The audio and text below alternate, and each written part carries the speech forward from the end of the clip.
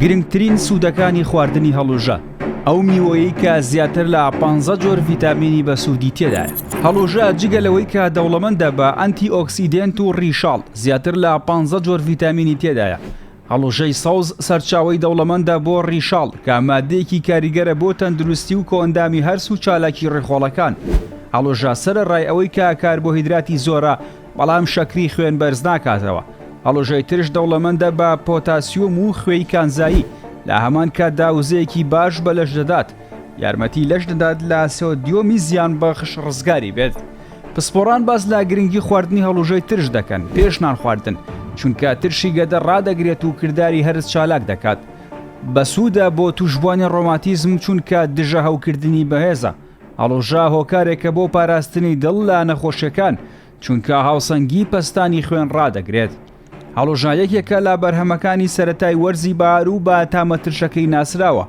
هەموو ساڵێک لەگەڵ هاتنی یەکەم بەرهەمی هەڵوژە بۆ کوردستان نرخی خەیاڵی لە بازاردا تۆمار دەکات. ساڵی پار یەکەم بەرهەمی هاوردەکراوی هەڵوژە نرخەکەی لە هەرێمی کوردستاندا گەشتە نزیکەی 300,000 دینار. تا ئێستا 180,000 دیناری بۆ هەر کیلۆیەک تۆمار کردووە. لە سەرەتای هاتنی هەڵوژەدا و کەسانەی کە حەزیان لێتی و دەوڵەمەندن ناوی خۆیان بۆ دەنووسن تا کیلۆیەک یان چەند کیلۆیەک هەڵوژەیان دەست بکەوێت. بەرهەمی ناوخۆی هەڵوژە لە هەرێمی کوردستاندا لە دەی 4 دەست پێ دەکات و لەگەڵ پێگەیشتنی نرخی بە شێوەیەکی بەرچاودا دەبەزێت. نرخەکەی دەگاتە 2,000 دینار بۆ هەر کیلۆیەک. هەڵوژە سەرەڕای تام و چێژەکەی لە بەرهەمە هاوردەکراوەکانی دیکە خۆشترە.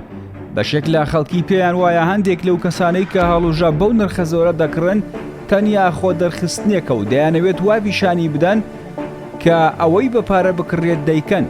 لە هەژمارەکانی خۆیان وێنێ ئەو هەڵوژانەی کڕیویانە بڵاوی دەکەنەوە. ئەو هەڵوژە و چوالانەی لە ئێستادا لە بازاڕەکانی هەرێمی کوردستاندا بەو نرخە خەیاڵێ دەفرۆشرێت بەرهەمی هاوردەکراوی وڵاتی تورکیایە و نرخی دەمکێک لەو هەڵوژە تورکیا زیاتر لە 4,000 دینار دەکەوێت.